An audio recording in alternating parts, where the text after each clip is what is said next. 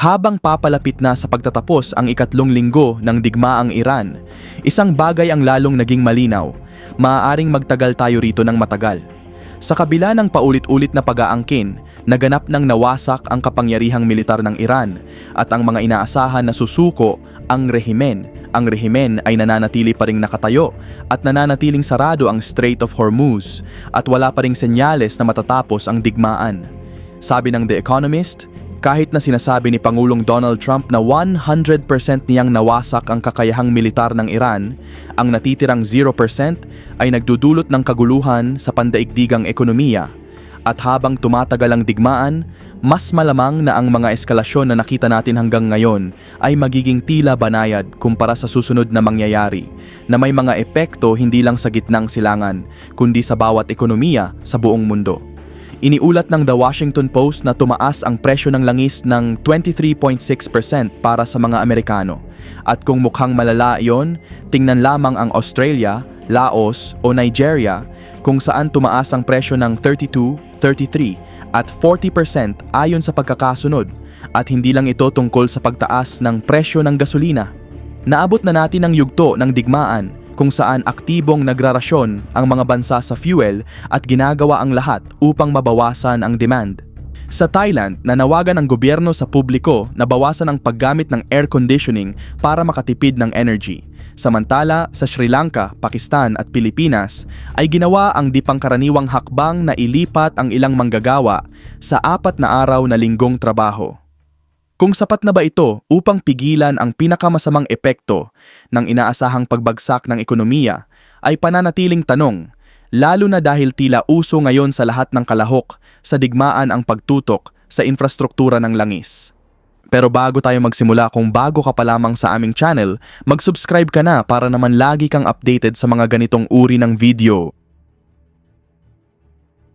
Fires everywhere. Sa nakaraang episode, tinalakay natin ang atake ng Israel sa South Pars, ang pinakamalaking deposito ng natural gas sa buong mundo, at ang retaliatory ng Iran sa pamamagitan ng pag-atake sa industrial city ng Ras Laffan sa Qatar, ang pasilidad ng liquefied natural gas na humahawak sa bahagi ng deposito na pinaghahati ng dalawang bansa. Sa episode na iyon, ipinaliwanag natin na wala nang habas ang mga aksyon at mas lalala pa ang sitwasyon. Hindi lang natin alam kung gaano kalala. Nang lumamig ang sitwasyon at nagkaroon ng pagkakataon ng Qatar na tantiyahin ang pinsala, lumabas na malala ang kalagayan.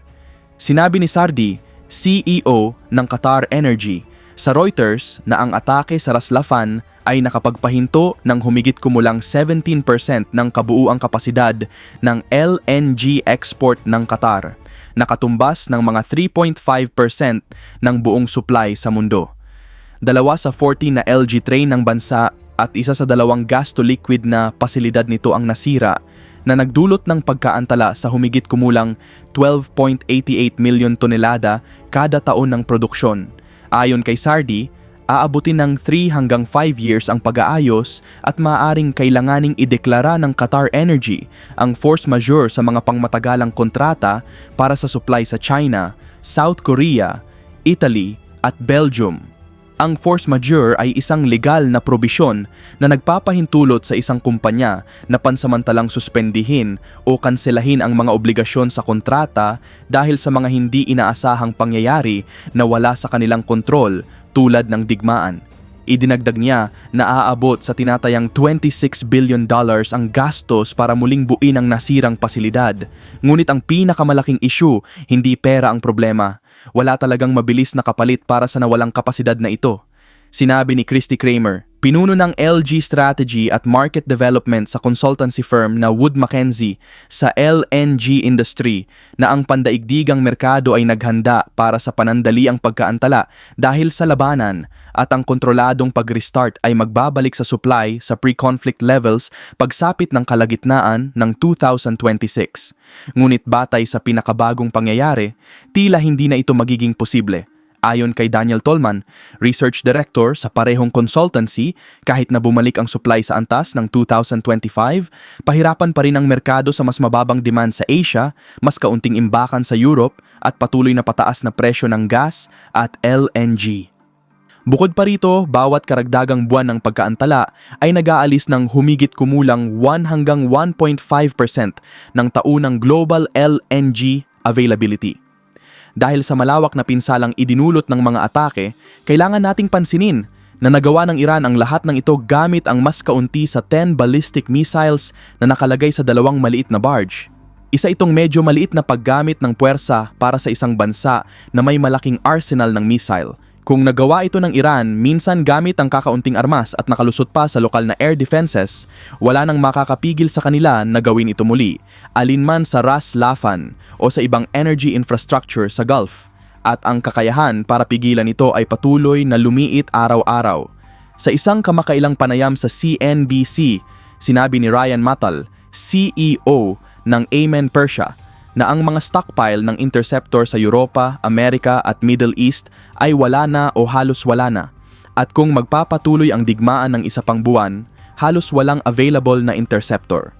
Mukhang naintindihan ni Alabi ang sitwasyong ito nang sabihin niya sa Reuters na dapat umiwas ang lahat sa mundo, maging Israel, Estados Unidos o sino paman sa mga oil at gas facility. Ngunit sa gitna ng digmaan, habang bawat panig ay naghahanap ng panalong suntok, maliit lamang ang epekto ng kanyang pahayag.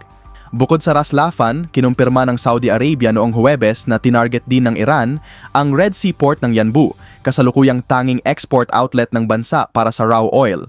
Ayon sa mga source ng Middle East, minimal lang ang pinsala at iniulat ng Reuters na muling nagsimula ang oil loading sa port ilang oras matapos ang pag-atake. Ngunit may isa pang paraan para tingnan ang sitwasyon na mas mababa ang optimismo. Para matarget ang Yanbu, kailangang lumipad ang isang Iranian drone sa buong bansa ng Saudi Arabia mula Persian Gulf Coast hanggang Red Sea Coast. Sa buong oras na nilipad ang drone papunta sa Yanbu, hindi ito napabagsak ng air defenses at hindi rin malinaw kung na-detect man lamang ang drone. Direktang inatake rin ng Iran ang Israel, tinamaan ang Bazan Oil Refinery Complex sa hilagang pantalan ng Haifa gamit ang ballistic missile noong Huwebes. Ang Bazan ang pinakamalaking oil refining facility sa bansa at isa sa pinakamahalagang bahagi ng energy infrastructure ng Israel. Ayon sa Turkey Today, noong 2024, ang pasilidad ay nagsupply ng 65% ng diesel fuel ng Israel para sa transportasyon, 59% ng gasolina at 52% ng kerosene. Panandaliang naantala ang kuryente sa hilagang rehiyon bago ito naibalik at walang naiulat na nakitil. Ngunit 4 ang napinsalaan. Sinabi ni Eli Cohen, Energy Minister ng Israel, na ang pinsala sa power grid ay localized lamang at hindi malala. Hindi ito ang unang beses na tinamaan ng Iran ang Bazan. Sa 12 araw na digmaan noong June 2025, isang Iranian missile ang tumama sa parehong complex, kumitil sa 3 empleyado at nagpuwersa ng shutdown na tumagal ng ilang linggo. Buong operasyon lamang ang naibalikbuan ang lumipas. Ang katotohanang muling tinamaan ng Iran ang pasilidad sa ibang digmaan ay nagpapatunay sa kakayahan ng Iran na magdulot ng pinsala at nagtataas ng mahihirap na tanong kung bakit ang pasilidad na nagpuproduce ng kalahati ng fuel supply ng Israel ay hindi mas pinoprotektahan pagkatapos ng unang pag-atake. Bahagi ng sagot ay maaring nakabatay sa parehong problema na dati na nating binigyang diin. Maubos na ang stockpile ng interceptor at kakaunti lamang ang available na batteries. Ang tugon ni Trump ay dumating ng huli, Miyerkules ng gabi, sa isang Truth Social post na sinubukang gawin ang ilang bagay ng sabay-sabay. Sinisi niya ang Israel sa pag-aksyon ng mag-isa, iginiit na wala raw kaalaman ang US o Qatar sa atake at sinabi na hindi muling tatratuhin ng Israel ang South Pars. Binigyan din niya ng babala ang Iran na kung aatakihin nito ang energy infrastructure ng Qatar, wawasakin ng Estados Unidos ang buong South Pars gas field. Bahagi ng pahayag ng Pangulo ay agad na kinontra ng Axios na iniulat na alam ng Washington ang mga atake ngunit hindi sangkot. Iniulat naman ng Wall Street Journal na inaprubahan ni Trump ang plano ng Israel na atakihin ang gas field. Kaya bakit nagkakaroon ng kontradiksyon? Maaaring dahil mas malakas ang naging epekto ng ganti ng Iran sa Qatar kaysa sa inaasahan ng Washington. Nang matamaan ang Ras Laffan at naalis sa operasyon ang 3.5% ng global LNG supply, kailangan ni Trump na lumayo sa atake na nagpasimula nito. Ang pag-angkin ng kawalang alam ay nagbibigay daan sa White House na mapanatiling protektado mula sa backlash parehong sa loob at labas ng bansa dulot ng pagtaas ng presyo ng langis. Kailangan din nating talakayin ang banta dahil habang maganda itong pakinggan sa media, nagdadala ito ng ilang panganib. Ang South Pars ay nagsusupply ng 80% ng domestic natural gas ng Iran na nagpapatakbo ng heating, pagluluto at paggawa ng kuryente para sa milyon-milyong tao. Ang pagsira nito ay magdudulot ng humanitarian crisis sa loob ng Iran sa antas na mahirap kontrolin o baliwalain sa pandaigdigang komunidad at malinaw na ipinakita ng Iran na hindi nito tatanggapin ang ganitong atake ng tahimik. Isinulat ni Foreign Minister Abbas Araghchi sa X na ang tugon ng Iran sa Israeli strike ay ginamit lamang ang isang fraksyon ng kapangyarihan nito, fraksyon na nakasulat sa malalaking titik dahil tila sinusundan ng mga Iranian ang estilo ni Trump. Iginiit ni Araghchi na ang tanging dahilan ng pagpipigil ng Iran ngayong linggo ay respeto sa posibilidad ng de-escalation. Idinagdag niya na walang pagpipigil ang Iran kung muling tatamaan ang kanilang infrastructure. Kung totoo ang banta na iyon at batay sa track record ng Iran sa nakaraang 3 linggo, dapat itong seryosohin. Ang isang US strike sa South Pars ay halos tiyak na magdudulot ng mas malaking tugon laban sa energy infrastructure sa Gulf. Noong huling atake ng Iran sa Ras Laffan, nawasak nito ang 3.12% ng buong world LNG production. Ngunit kung talagang lalabas ang buong puwersa laban sa pasilidad, maaaring mawala ang 1/5 ng global LNG supply. Ilang araw lang ang nakalipas, parang hyperbole pa ang pahayag na iyon. Ngunit ngayon, mas alam na ng mundo ang katotohanan. Kapag bumagsak ang Iranian ballistic missiles patungo sa pasilidad na iyon, nahihirapan ang air defense interceptors na tumugon. Ang epekto ng ganitong eskalasyon ay magiging napakadelikado sa global oil markets. Sobrang seryoso na ang sitwasyon, kaya kinailangan ng Washington na gumawa ng hakbang na hindi maisip 1 buwan lang ang nakalipas. Noong March 12, pansamantalang inalis ng Trump administration ang sanctions sa Russian oil shipments na na-stranded sa dagat sa pamamagitan ng 30 days na waiver hanggang April 11 sa layuning pakalmahin ang merkado. Ang hakbang ay nakapagbigay ng humigit kumulang 130 million barrels para sa global supply, ngunit hindi nito napababa ang presyo. At noong Thursday, mas pinatindi ni Treasury Secretary Scott Bessent ang hakbang at sinabing maaaring alisin ng administrasyon ang sanction sa Iranian oil na nasa dagat na humigit kumulang 140 million barrels. Ang paliwanag ay kung aalisin ang mga restriksyon, maaaring makatanggap ng fuel ang mga bansa tulad ng India, Japan at Malaysia habang pinipilit ang China na magbayad ng market price. Ngunit hindi sang-ayon ang mga eksperto dahil limitado lamang ang epekto nito sa presyo at maaari pang mapalakas ang pondo para sa rehimen ng Iran. Ayon kay David Tannenbaum, direktor ng Blackstone Compliance Services, isang consultancy na eksperto sa maritime sanctions, sa BBC, this is bananas. Sa esensya, pinapayagan natin ang Iran na magbenta ng langis na maaaring gamitin sa pagpapalakas ng kanilang digmaan. Dagdag pa niya, ang mga Iranian oil tanker lamang ang pinapayagang dumaan sa strait habang nag-e-export na ang Iran ng langis sa gitna ng digmaan. Ngunit ang mga export na iyon ay nasa ilalim pa rin ng sanctions regime. Leadership challenges. Tulad ng nabanggit namin sa isang naunang episode, ang Secretary ng Supreme National Security Council ng Iran, si Ali Larijani, ay malawak na itinuturing na isa sa pinakamakapangyarihang tao sa bansa mula nang makitil si Supreme Leader Ali Khamenei sa isang Israeli airstrike. Hindi lamang basta mahalaga si Larijani sa rehimen ng Iran. Dahil sa kanyang malawak na karanasan sa politika at seguridad, kabilang na ang mga negosasyon sa nuklear at iba pang matataas na posisyon sa pamahalaan, ilang mga Western commentator ay tiningnan siya bilang posibleng isang figure na maaaring magdala ng mas pragmatic o mas diplomatikong direksyon sa Iran, na parang isang leader na mas kayang makipag-usap sa Western world bago pa sumiklab ang ganitong malawakang digmaan. Ang ganitong paghahalintulad ay minsang ginawa sa mga leader tulad ni Delcy Rodriguez, ang acting president ng Venezuela, na umupo matapos makuha ang kapangyarihan ng nakaraang pangulo at nagdala ng pro-Western na direksyon sa bansa.